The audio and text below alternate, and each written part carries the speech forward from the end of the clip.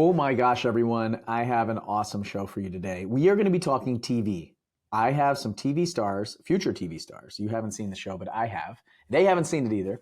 But we filmed a TV show called Kids Who Flip, last year, the end of last year, and we've been working really hard about getting it on TV. And I have some exciting news. I can't share everything with you, but we're working on some really cool stuff. But I have the stars, okay? The property sisters, flipping sisters. I forget what Bella said on one of the episodes, but it's really funny. But I've got two of the stars of the TV show who are flipping houses. They're doing some really cool stuff. And honestly, growing up, I think Sophia is like 18 now, and repeat guests on the TV show or on the podcast. So I've turned into a TV host. I have been challenged on this podcast. I've said TV 4 times instead of podcast, but I want to welcome Sophia and Bella Mendez to the show today. What's up, girls? Nothing much. Thank you for inviting us. Sophia, did I see some prom pictures of you recently? Oh yeah, I just had prom 2 days ago. Prom, and it's the post said like first and last high school dance or something. Is that what it said? Yeah, because I never went to any other one. Okay, so 18, you graduated high school. You were taking college classes when I was out there before. Is that right? Yeah. Okay, are you graduated college already too? Technically, yes. All my credits are done with high school and college. I was done in March, but now I'm just waiting for my ceremony in, like 20 days? Do you know who Doogie Howser is? No. Okay, well, I was going to make a joke, but I think that is massively dating me as a 45-year-old guy. And okay, can you guys maybe give everybody an update of who you are, where you live, what you got going on, that kind of stuff? So my name is Sophia Mendez. I am 18 years old, currently in high school and college classes. I'm about to finish high school. I have been in real estate since I was 14 years old. So now I'm running on my 4th year of, trying to grow a business. And I don't know, that's basically it. That's me. All right, Bella, what about you? Tell me about you. So my name is Isabella Mendez, but I prefer Bella. And I live in Washington. And Bella, how old are you? I'm 13. I'm 13. 13 years old. And what do you like to do for fun? I like to do art. Art. Okay. Do you like real estate? Tell me about your kind of real estate background and journey. So background, we've gone to houses with my parents, and me and my sister, we clean the houses, and I read a bunch of books, real estate, but not just real estate, also like self-development. I think that's what it's called. Yeah. So we just got done filming a TV show. It was like, I don't know, 3 or 4 months at the end of last year. And it's awesome. It took like 3 or 4 months after that to get all cut and developed and colored. And I had to do voiceovers and all these things. I flew all around the country. It was so much fun. What did you guys think of it? So I haven't really asked you or interviewed you since, and we haven't talked about it. I know what my experience was like, but what was your experience doing the TV show? I would say my experience was definitely I would say it was a little bit weird. I felt at first to have someone kind of recording my life and what I do, on a day-to-day basis. Right. Obviously, I don't have a camera following me around all day. So that was definitely different, though it was fun. I had a lot of fun on set and getting to, talk about real estate, getting to talk about the property and just being with our friends, right? I got to do it with my family, with my best friends that live in California and Florida, and Iowa. So honestly, yeah, that's about it. Riley lives in Nebraska, right? Oh I thought she lived in Iowa. Nebraska. She's going to listen to this and send you a message. Bella, what was your experience like? I had a lot of fun with the TV show. I really liked the crew. And I mean, the first day, I was really nervous. I was really nervous. But then it was like so fun that the day that we stopped filming, just like for a day or two, I was missing. I was like, oh, now it's time to do homework. So sad. It was pretty cool to watch you guys. I felt like when the cameras were off and all the other kids were there, like we were all together, you guys had a lot of fun. You were joking around. Even some of the blooper reels that I've seen with the two of you, and Bella, you have this personality that is so fun and really kind of cool, and you make jokes. But when the camera turns on, I noticed you would like kind of freeze and be like, "What am I supposed to say again?"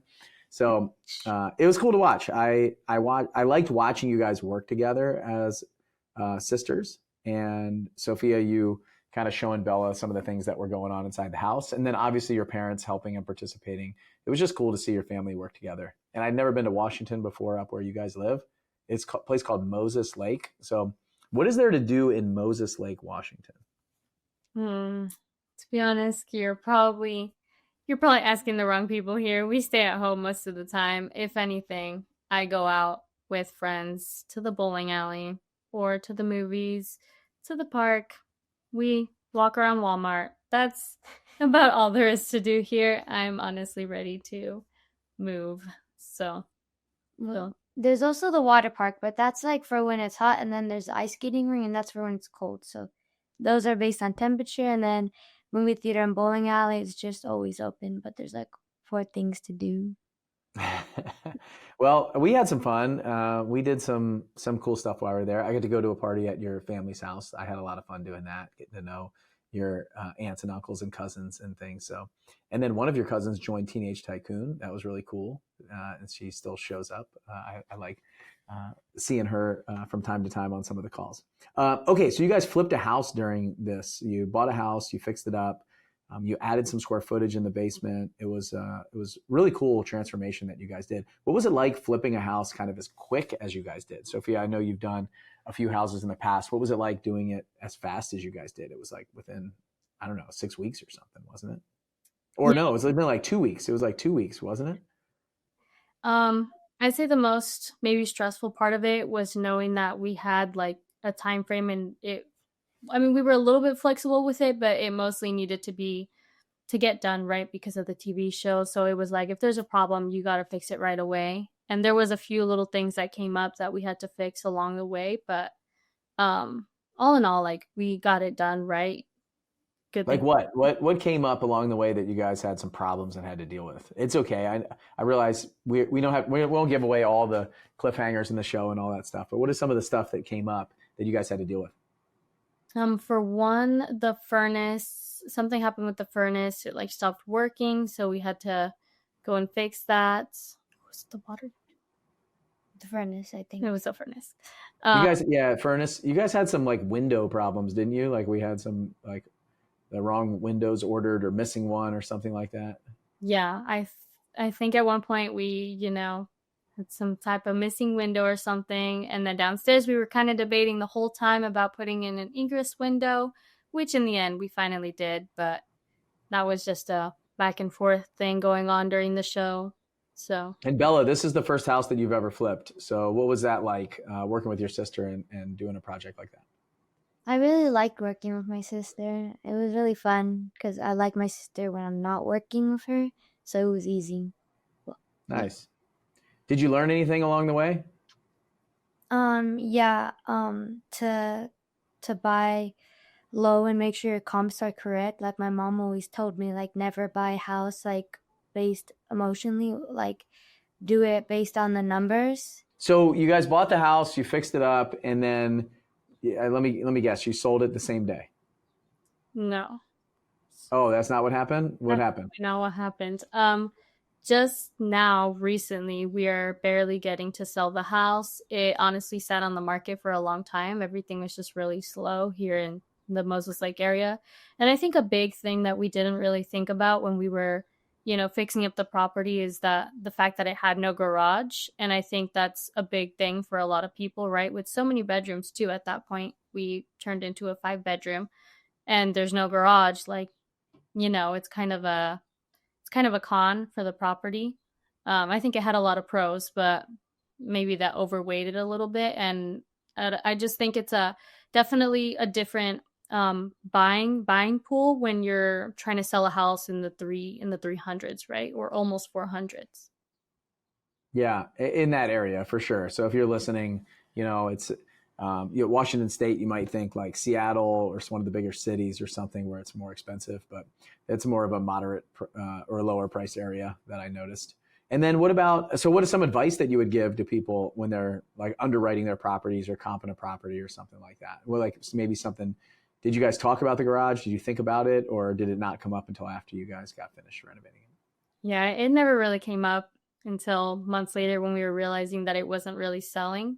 But in general, I would say the biggest thing is to have like wiggle room, right? And not exactly pay the most. I guess, well, I guess you kind of have to run your numbers, right? And it would be great if you had extra leg room in there, right? Our projected profits were going to be 60,000. And at this point now, it's more around 10,000. But like, because of that, it's a good thing that we bought it for that low, the 185,000 that we bought it for. Because if not, I mean, imagine if we would have paid 200 something, we would already be in the negatives.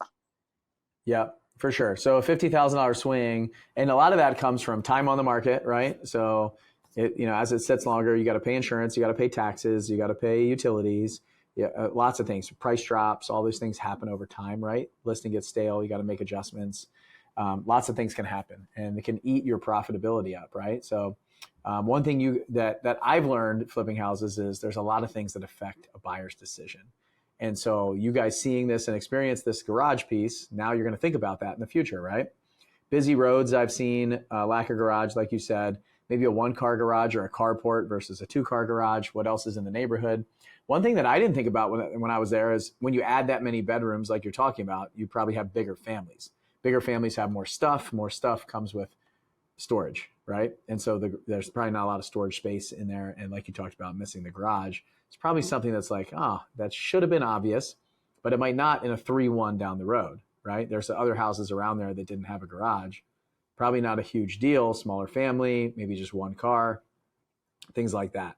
The other thing I've seen, power lines affect it, railroad tracks, stuff like that.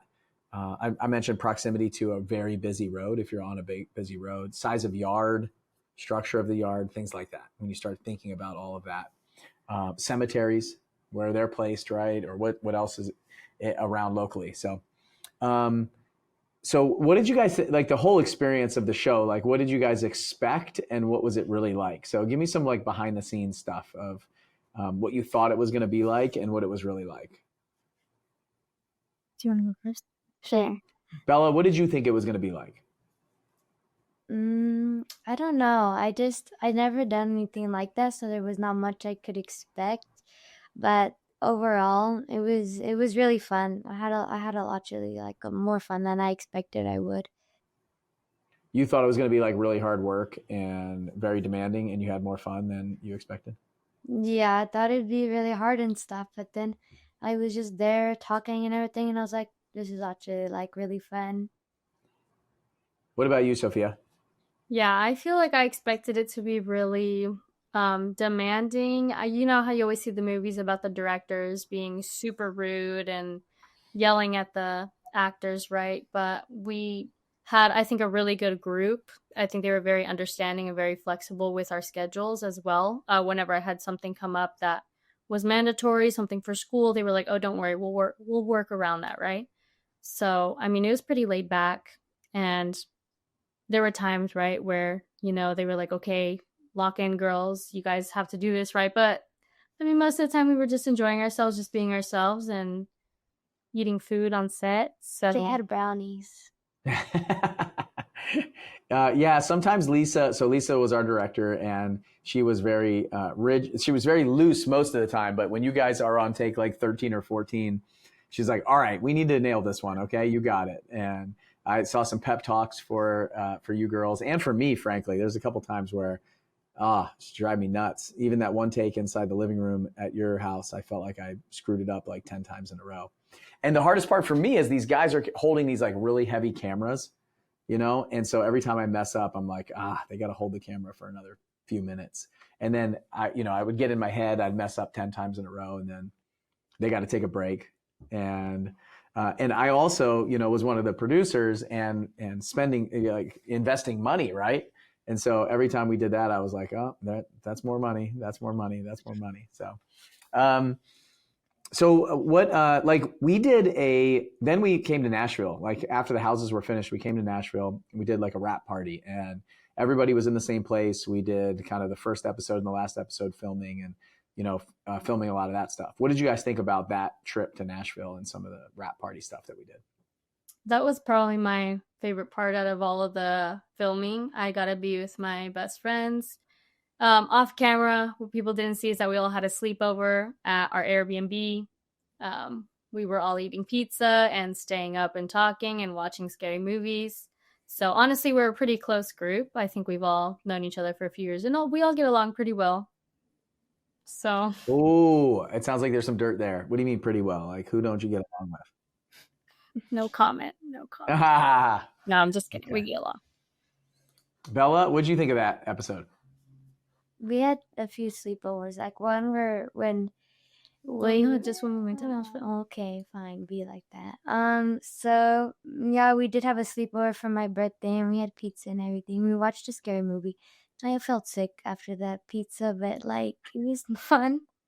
There was some. What else did we do? I brought a bunch of guns to the shooting range. Do you guys remember that?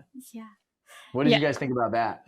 I got to shoot at the shooting range for the first time ever. Honestly, not to toot my own horn, but I kind of felt like a pro.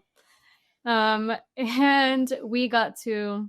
Can we talk about flying in your plane?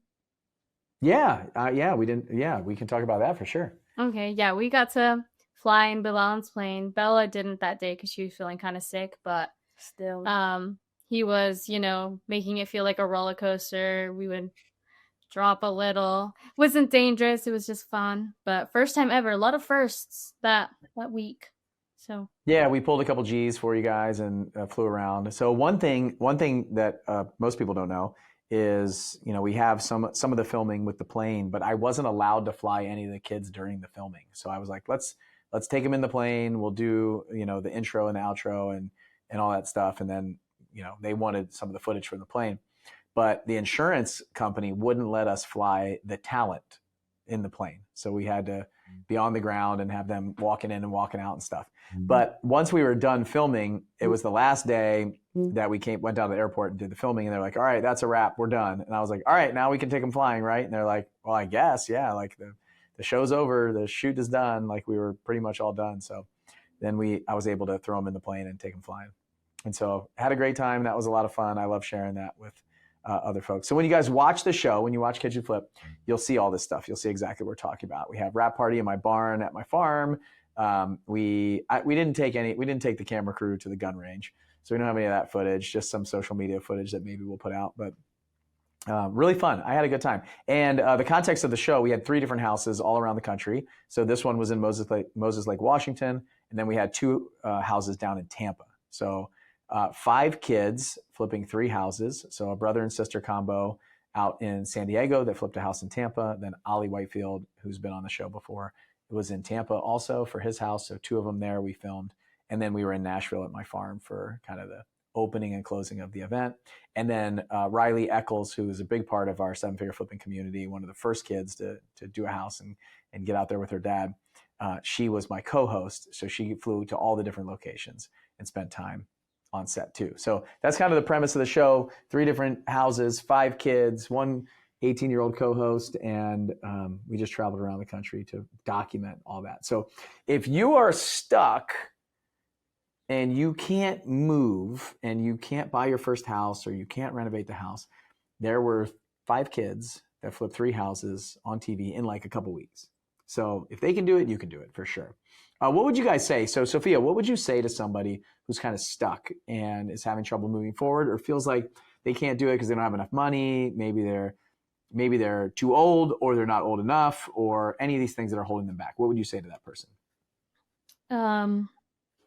I saw this quote once that I saw this quote on Instagram once, and this lady was like, what would you do if you knew you couldn't fail? Like, how hard would you play if you knew that there was like no other option, And I think back to that quote a lot because I think, what would I do if I wasn't afraid, if I didn't have those, fears of messing up or, just things not working out the way I want them to. But it's like, why not play 110% now that I'm young, right? I have my youth. I have all these opportunities, right? And that goes for anyone, right?